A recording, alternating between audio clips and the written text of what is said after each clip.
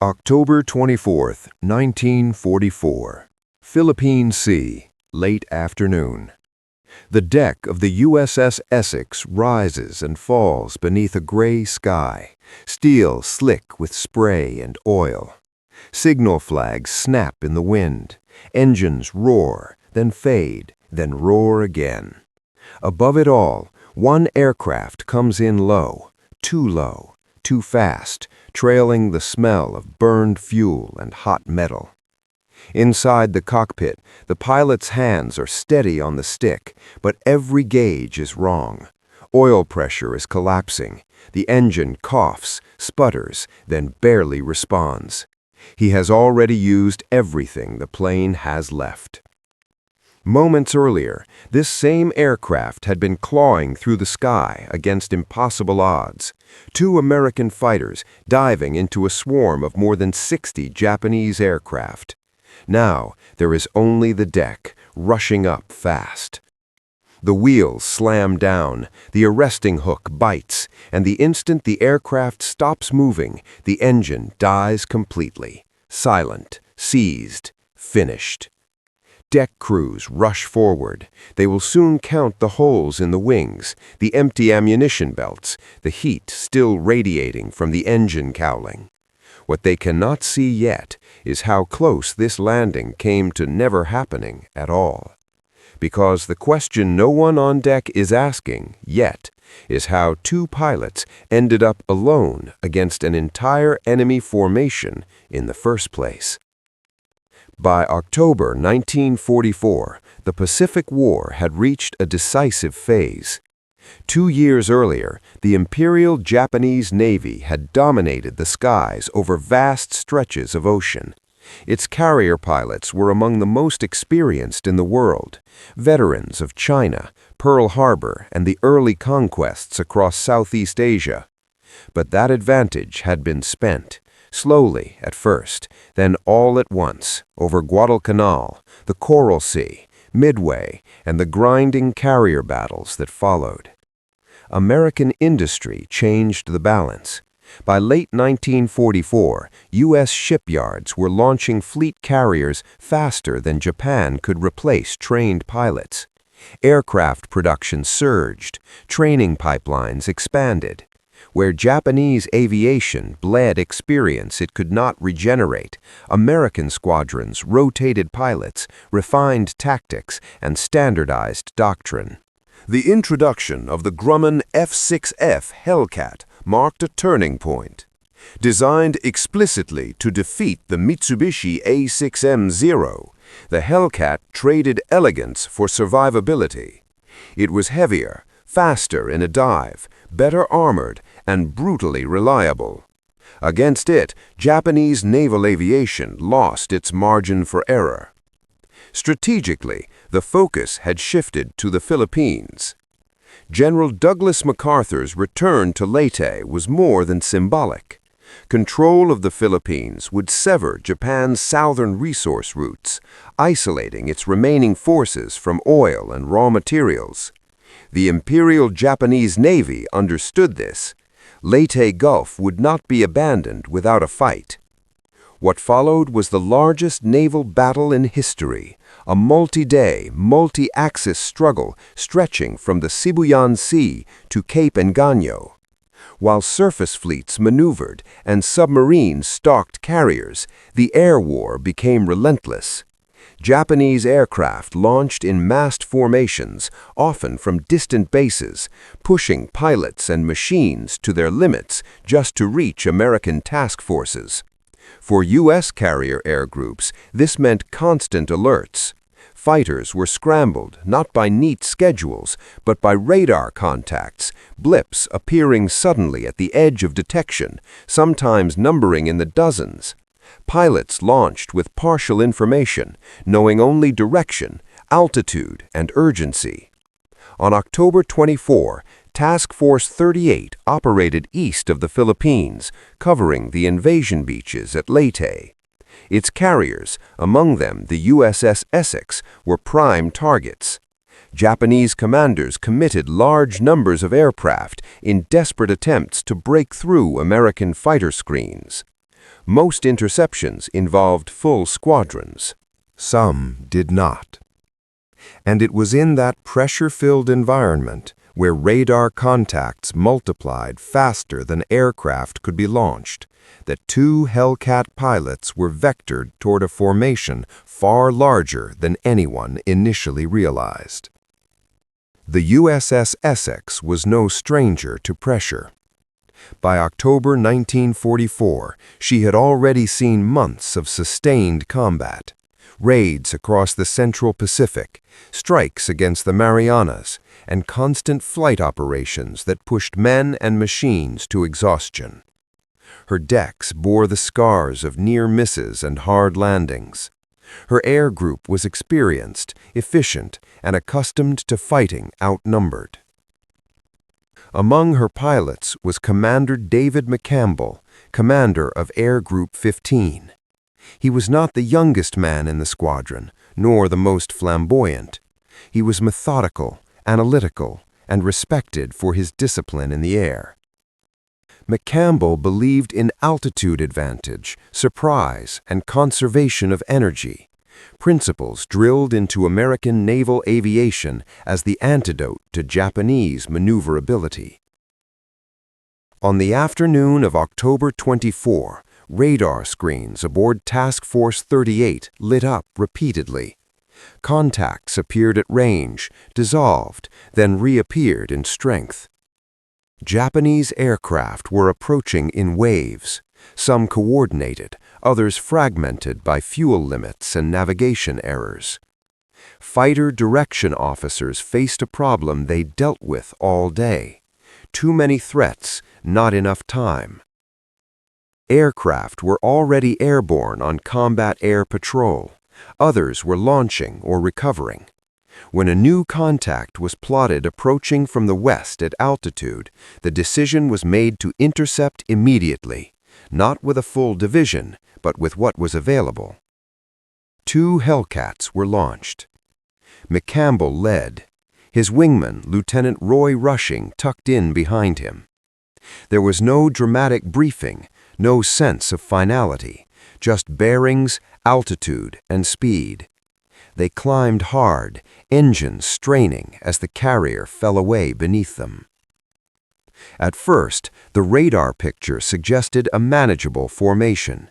Dozens of aircraft could appear as fewer at long range, their returns overlapping. Only as McCampbell and Rushing gained altitude did the scale of the threat become clear. Ahead of them, sunlight glinted off wings, far more wings than expected. Japanese fighters filled the sky in loose formation, escorting bombers toward the American fleet. Estimates would later place the number at around 60 aircraft, primarily A6M-0s, supported by other types committed to the attack. Doctrine would normally dictate withdrawal. 2 fighters were not meant to engage such a force alone. But altitude, position, and timing mattered. McCampbell had one advantage left: surprise. He did not hesitate.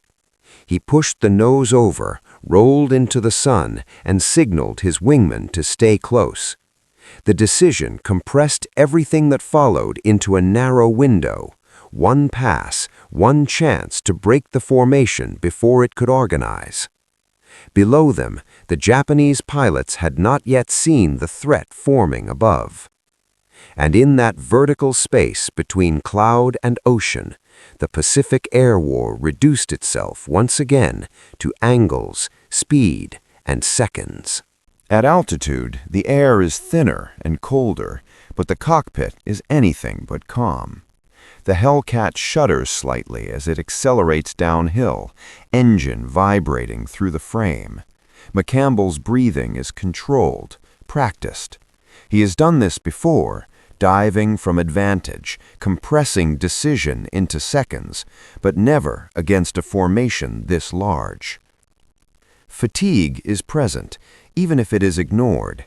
Carrier pilots in late 1944 flew multiple sorties a day. Sleep came in fragments, meals were rushed. Adrenaline carried men from launch to recovery, but it could not erase cumulative strain. What training did was teach pilots how to function inside it. McCampbell does not fixate on numbers. He fixates on geometry, speed, separation. He knows that if he hesitates now, the formation below will scatter, climb, and turn the sky into a maze of threats. The only way to survive is to strike before the enemy understands what is happening. Behind him, rushing stays tight. Wingmen are not passive observers, they are lifelines. Mutual support matters more than individual skill once the fight breaks apart. Two aircraft, properly coordinated, can create confusion out of proportion to their size. The advantage McCampbell holds is altitude and the sun. American carrier doctrine emphasized high-side attacks, diving out of the sun to blind defenders, maximizing speed and minimizing exposure. The Hellcat's weight, often criticized in turning contests, becomes an asset here. In a dive, it accelerates faster than the Zero and retains control at speeds that would tear lighter aircraft apart. McCampbell selects targets not by emotion but by effect. He aims first at aircraft that anchor the formation, leaders, escorts closest to the bombers. Breaking cohesion matters more than chasing kills. A disrupted formation cannot execute a coordinated attack on the fleet. He opens fire only when close. Ammunition is finite. Every burst must count. The first passes are devastating. Japanese pilots focused forward are caught climbing or cruising, unaware that death is falling vertically into their formation. Aircraft erupt in flame or spiral downward before evasive maneuvers can begin. But the window is closing. After the first seconds, surprise evaporates. Zeros begin to turn, climb, and scatter. The sky fills with motion. The fight transitions from controlled geometry to fluid chaos. Japanese naval aviation in 1944 was a shadow of its former self, but it was not harmless. Many pilots lacked the experience of their predecessors, yet they were still dangerous, especially in numbers. Doctrine emphasized aggression and mutual support, but fuel limits and long transit distances to the target often left formations stretched and uneven by the time they reached American defenses. The formation McCampbell and Rushing attack is large, but not cohesive. Some pilots are already low on fuel, others are unfamiliar in flying in such dense groups. When the first aircraft fall, confusion spreads faster than commands. Zeros peel off instinctively to chase the attackers, abandoning escort positions. That instinct to turn and pursue opens gaps, exposes bombers, and fractures what little coordination remains. Within moments, the engagement becomes exactly what American pilots trained for: many individual fights instead of one massed threat. And as the sky breaks apart into spirals, dives, and contrails, McCampbell understands that the most dangerous phase is just beginning, because now every enemy aircraft in the area knows he is there. The aircraft carrying McCampbell into the fight is not graceful. The Grumman F-6F Hellcat is thick-winged, heavy, and blunt-nosed. It does not turn like a Zero. It was never meant to. What it offers instead is power, protection, and endurance, qualities forged from hard lessons learned in 1942. Its Pratt & Whitney R2800 engine delivers overwhelming horsepower in a dive. Its cockpit armor and self-sealing fuel tanks allow it to absorb damage that would destroy lighter aircraft. Control surfaces remain responsive at speeds where Japanese fighters begin to lock up. In this engagement, those traits matter more than elegance. McCampbell dives, fires, and climbs again, using vertical space rather than horizontal turns. He refuses the Zero's strengths and forces it into his own fight. Each pass trades altitude for destruction, then converts speed back into height before retaliation can concentrate. The Hellcat is not invincible. Every dive strains the engine. Oil temperatures climb, vibrations creep into the airframe. McCampbell watches his gauges constantly, not out of fear, but calculation. He knows the aircraft is a finite resource. He also knows it will carry him through this if he does not ask it to do what it cannot. Leadership in aerial combat is silent. McCampbell does not issue long commands. He does not narrate. He leads by position and example. His wingman watches his movements, anticipates his breaks, and covers his blind spots. When McCampbell commits to a target, rushing adjusts instinctively, staying close enough to deter pursuit. This coordination is not accidental. It is the result of hours of formation flying, debriefs, and shared doctrine. In a fight this uneven, cohesion is survival. McCampbell resists temptation. He does not chase damaged aircraft into spirals that bleed energy. He breaks off when the situation demands it. Discipline, not aggression, keeps him alive as the sky fills with threats. Each decision is made under compression. Seconds feel like fragments. There is no room for doubt. Leadership here is the ability to choose and act before hesitation creeps in. Fear does not announce itself in combat. It arrives quietly, disguised as distraction. McCampbell manages it by narrowing his focus. He does not think about how many enemy aircraft remain. He thinks about the one directly in front of him. Speed, closure, trigger discipline, breakaway. Japanese pilots feel a different fear, the shock of sudden loss of control. A formation that was meant to protect becomes a liability. Friends vanish in fire without warning. The instinct to pursue replaces coordinated attack, and with it comes exposure. The air becomes crowded, unpredictable. Every turn risks collision. Every climb risks stalling under fire. Confidence drains rapidly when surprise reverses expectation. By the time McCampbell realizes how many aircraft he has already engaged, ammunition belts are lighter, fuel is lower, and the enemy is no longer organized, but still numerous. The fight is no longer about breaking the formation. It is about surviving long enough to disengage.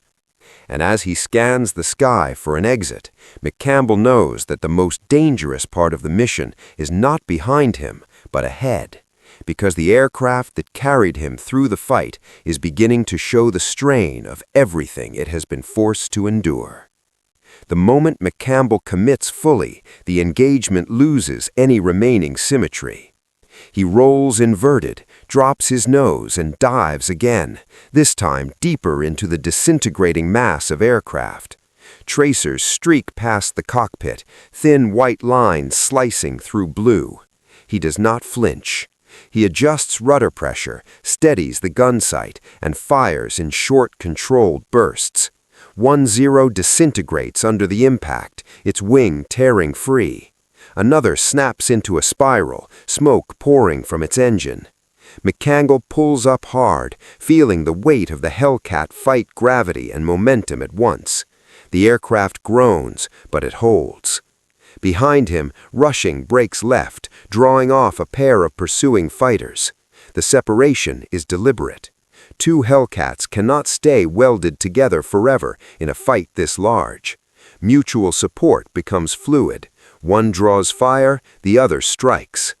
Japanese pilots recover from the initial shock and press in aggressively. Zeros slash through the vertical, trying to force turning engagements. McCampbell refuses them.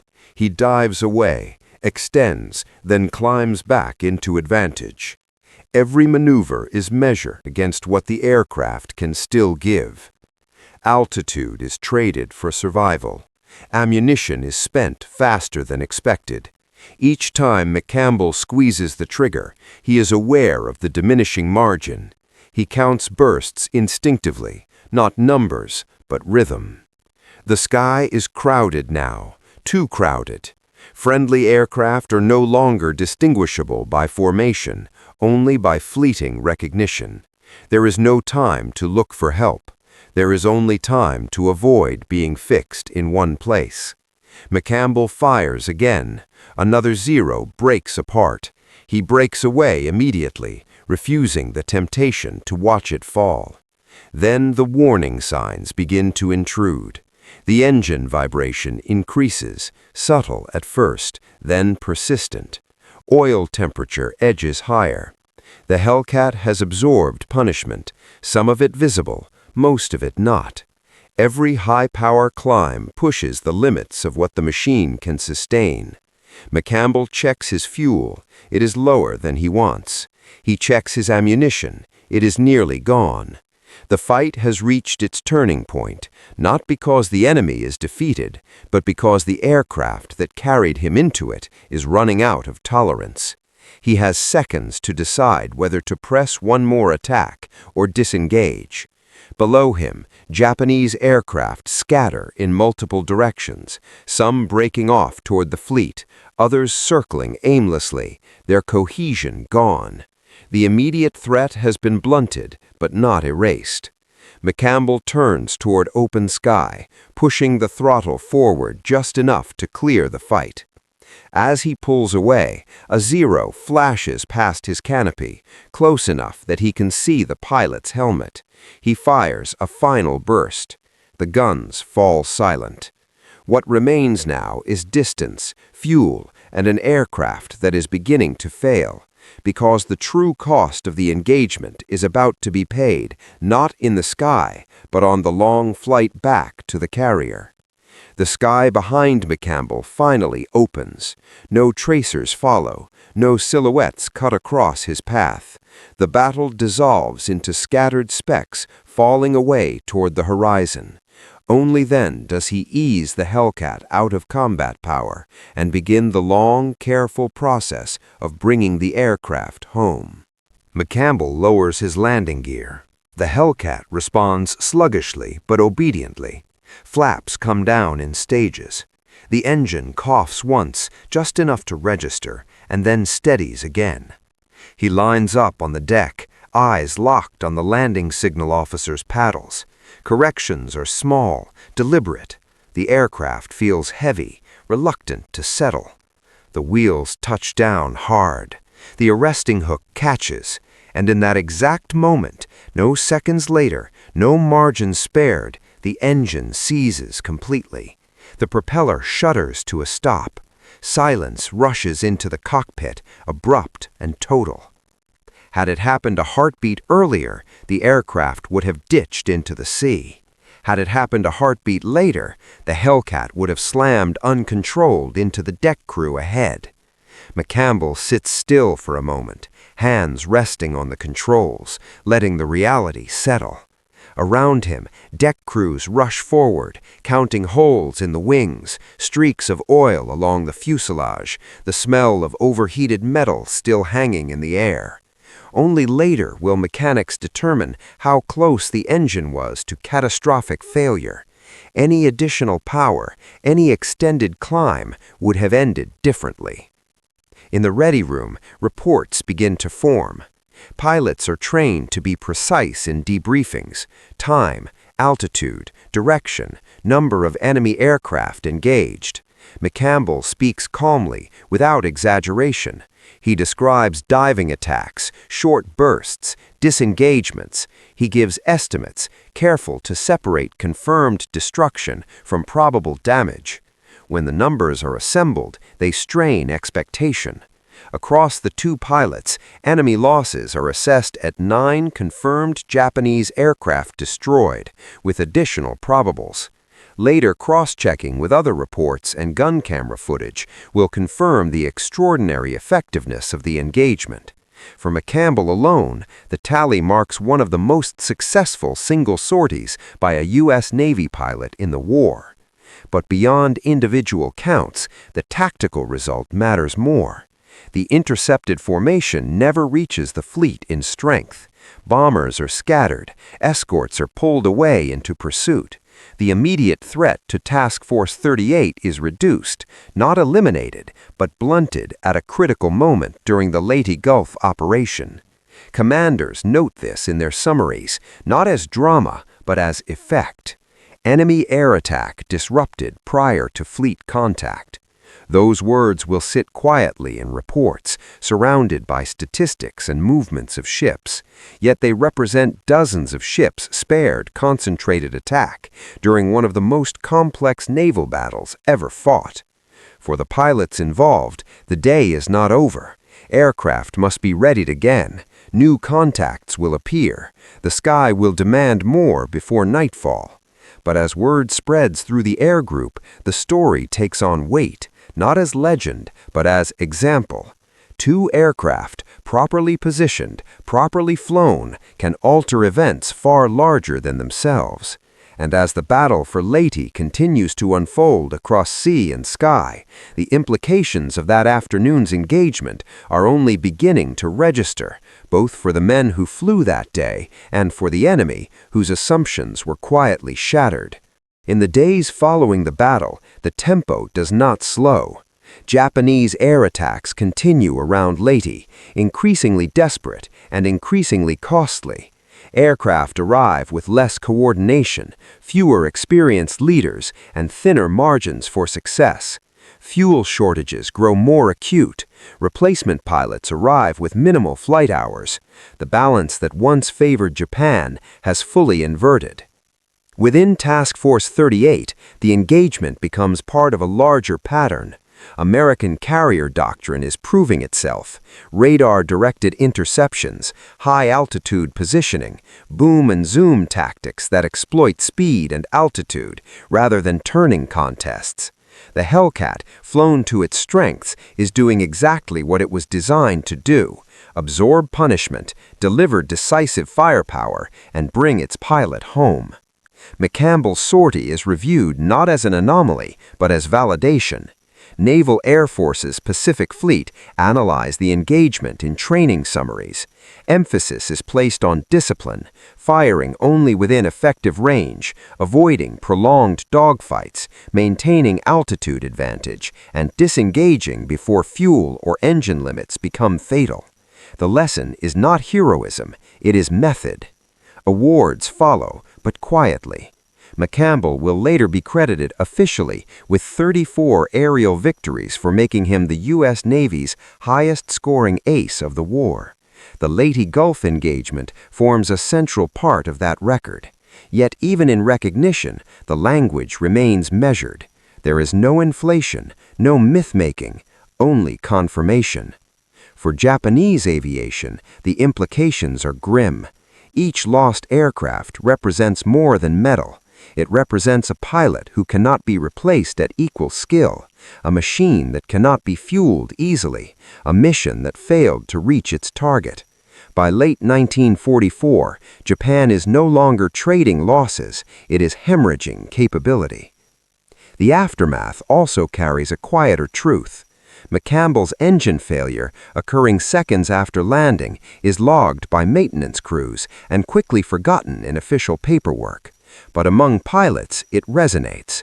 The margin between success and death is measured not in bravery, but in minutes, sometimes in seconds. Had the engagement lasted longer, had fuel run lower, had one maneuver demanded more power, there would be no report to write. Instead, the Hellcat rolls to a stop, the propeller freezes, and the war moves on. The Battle of Leyte Gulf will be remembered for fleets and formations, for battles named after seas and straits. But within that vast machinery of war, moments like this, small, precise, and unforgiving, shape outcomes in ways no single map can show. And when the shooting finally fades, those moments linger longest in the men who flew them. The engagement of October 24, 1944, is more than a tally of aircraft destroyed. It is a lens through which the Pacific War can be understood, compressed, brutal, and reliant on the intersection of human skill and machine capability. In the sky above Leyte, every second mattered. The Hellcat was not graceful, it was a tool, engineered to exploit the mistakes of an enemy and the precision of its pilot. McCampbell's decisions, when to dive, when to brake, when to conserve, demonstrate the razor-thin margin separating life from death in carrier aviation. Every altitude gained, every burst fired, was a calculated gamble, and survival depended on both the pilot's judgment and the reliability of the machine beneath him. The broader lesson is clear. Technology amplifies human capability, but it does not remove responsibility or risk. The same aircraft that allowed McCampbell to dominate 60 enemy fighters also nearly betrayed him the instant he returned to the deck. War compresses time and decision into moments where neither training nor bravery alone guarantees survival. For history, this engagement illuminates the mechanics of air superiority in the Pacific. Doctrine, training, and equipment applied with discipline can turn extreme odds into opportunity. For humanity, it is a reminder of resilience under pressure, of focus when the world seems overwhelming, and of the delicate balance between mastery and vulnerability in the most unforgiving environments. And for the men who lived it, the memory does not fade in statistics or reports. It lingers in the rhythm of flight, in the sound of engines under strain, and in the quiet realization that in war, survival is as much about timing and judgment as it is about courage. The sky above Leyte has long since returned to calm, yet the lessons of that day remain indelible, etched into history by a combination of human skill, mechanical precision, and the unforgiving mathematics of combat.